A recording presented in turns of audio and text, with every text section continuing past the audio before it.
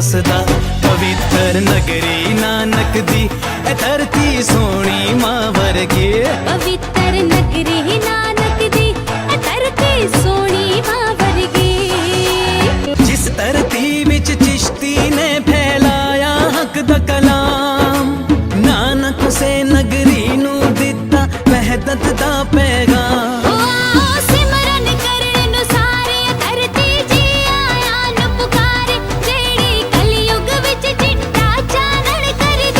पवित्र नगरी नानक दी ए धरती सोनी मां वर्गी पवित्र नगरी नानक दी ए धरती सोनी मां वर्गी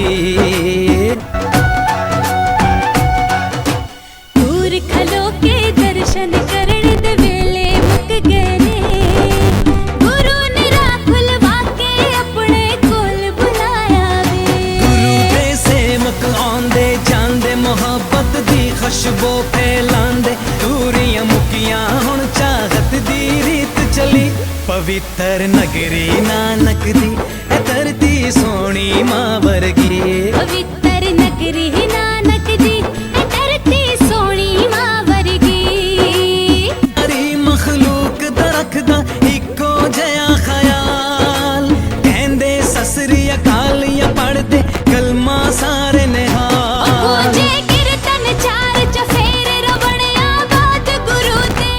बिस्मिल्लाहिर्रहमानिर्रहीम। नाज़रीन, आपका अपना मेज़बान M A Rahman news 24 point के हवाले से इस वक्त महाराजा रंजीत सिंह की 150वीं बरसी के मौके पर यहाँ पे मौजूद है, जहाँ पर मेहमान खसूसी रमेश सिंह अरोड़ा साहब आज की इस तकरीबात के मेहमान खसूसी थे। इस तकरीबात के को मतरूका वक़फ़ुल मलाक बोर्ड ने इनेकाद किया है। तो आइए हमारे साथ रहिएगा। आज बात करेंगे सिख कम्युनिटी से, जो न सिर्फ पाकिस्तान से बल्कि पूरी दुनिया से इस त्यौहार को मनाने के लिए, इस बरसी को मनाने के लिए यहाँ पे हमारे साथ मौजूद है। हम न्यू दिल्ली से आए हैं, इंडिया से, और हम लोगों को यही प्रमोट करेंगे कि एज एन जो ओल्ड पर्सनस आते हैं, जो बुज़ुर्ग लोग आते हैं, वो बुज़ुर्ग तो आए अपना यंगस्टर भी आएँ, इंडिया से यंगस्टर आएँ और लोगों को देखें। यहाँ की आवाम बहुत बढ़िया है, रिस्पेक्ट देती है। आप कोई सामान ले रहे हो, पैसे नहीं ले रहे, और अगर पैसे ले रहे हैं तो बहुत ही उसमें कम कर देते हैं। पानी की बोतल ले रहे हैं तो पानी की बोतल के पैसे नहीं लिए। रंजीत सिंह की सीरत के हवाले से आज आप क्या कहेंगे? न्यूज़ 24 पॉइंट के हवाले से पैगाम दें। आज हम आए हैं, हम सारी संगत लेके आए हैं, 499 बंदे की संगत लेके आए हैं यहाँ पे। महाराजा रंजीत सिंह की 185वीं बरसी मनाने आए हैं।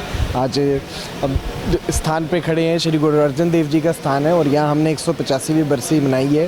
और मना के आज आप देख ही सकते हैं कितने देश विदेश से लोग आए हुए हैं, पंजाब से, दिल्ली से, महाराष्ट्र से, उत्तराखंड से, देहरादून से, हरियाणा से, बहुत लोग आए हुए हैं आज।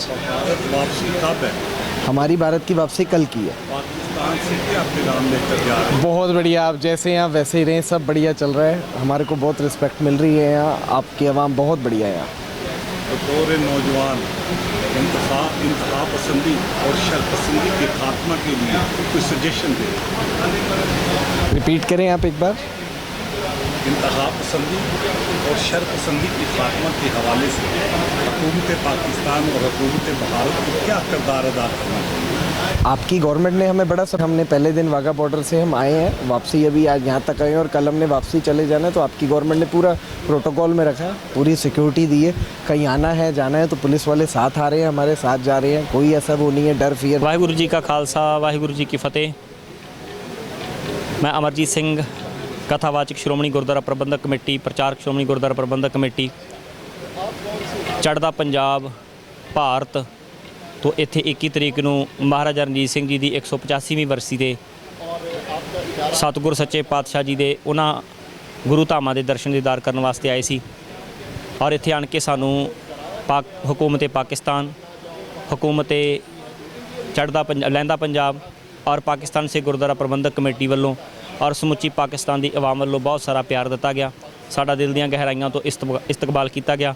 अज महाराजा रणजीत सिंह जी की बरसी के उत्ते आन के बड़ी एक खुशी भी है और एक दिल दे विच उदासी भी है कि जिथे गुरु अर्जन देव महाराज जी का शहीदी स्थान, उत्ते साडे सिख कौम के महान सूरबीर योधे शेरे पंजाब महाराजा रणजीत सिंह जी और उन्होंने बरखुरदास पुत्र खड़क सिंह जी और पोतरे कंवर नौनिहाल सिंह जी दी बरसियां, उन्होंने भी असी शरदा के फुल भेटा कर रहे हैं। और एक दिल दे विच मायूसी भी है कि साडे खालसा राज का सूरज लाहौर तो चढ़िया ਤੇ ਲਾਹੌਰ ਵਿੱਚ ਹੀ ਅਸਤ ਹੋ ਗਿਆ। ਵਾਹਿਗੁਰੂ ਜੀ ਕਾ ਖਾਲਸਾ।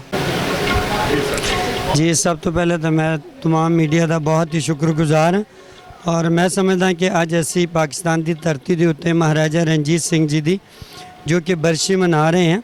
महाराजा रणजीत सिंह जो कि पंजाब सल्तनत के एक महान महाराजा होए और सिख कौम के पहले जोड़े हीरो बने और सिख कौम के पहले सल्तनत के बादशाह होए और इस हुकूमत दे विच जिथे हिंदू मुस्लिम सिख क्रिश्चैनिटी सारे एक जैसे भाईवाल बने और ये हुकूमत भी अगर देखी जाए जिस दी काबीना दे विच सिख भी सन हिंदू भी सन क्रिश्चैनिटी भी सन। सो अज के मौके के मुनासबत नाल मैं अपने वीरां नूं भैन भरावां नूं एक ही पैगाम देंगे कि संसार और दुनिया उस वेले तरक्की करती है जदों असी सारा कुछ भुल के प्यार मुहब्बत एकता इतफाक का सबक लैंदे हैं और महाराजा रणजीत सिंह के दिते हुए जिहड़ी सानू कॉपी है उहदे पूर्णियां ते चलदे होए अगर असी आपस दे विच एकता इतफाक रखिए तो मैं समझदा कि जिहड़ा अज दा दिन है वो असी सारे बड़े खुशी नाल मना सकांगे। जिवें आप सारिਆਂ ਨੂੰ आइडिया है कि इस वेले संसार भर दे लोग जिहदे च हिंदुस्तान की धरती तो पाकिस्तान दे विचों और फॉरनर डायस्पोरा साडे कोल ये दिहाड़ा मनाउण वास्ते पहुँचे हैं। सो मैं सारिਆਂ ਵੱਲੋਂ पाकिस्तान का पाकिस्तान सिख गुरुद्वारा प्रबंधक कमेटी का पाकिस्तान की गौरमेंट का और पाकिस्तान की मीडिया का बहुत ही शुक्रगुजार हाँ जी। बहुत शुक्रिया। सिख इतिहास वास्ते 185वीं बरसी जड़ी है महाराजा रणजीत सिंह की। इस दिन तो महाराजा रणजीत सिंह की जड़ी बरसी असी मना रहे हैं। ये दिन सानू खालसा पंथ का जड़ा माड़े दिनों तक इत्थों शुरुआत हुई है।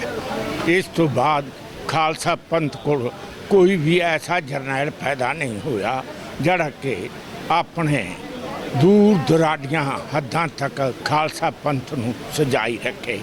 इत्थों दे प्रबंधकां दा खास करके पाकिस्तान की श्रोमणी कमेटी का असीं धन्नवादी हां। उन्होंने इत्थे पूरे प्रबंध कीते ने। गर्मी होने के बावजूद भी असीं इत्थे पूरी तरह सही सलामत हाँ अते लंगर पानी का पूरा प्रबंध है। बहुत बहुत धन्यवाद। आपका मेज़बान M A Rahman news 24 point से इजाज़त दीजिए। अल्लाह हाफ़िज़।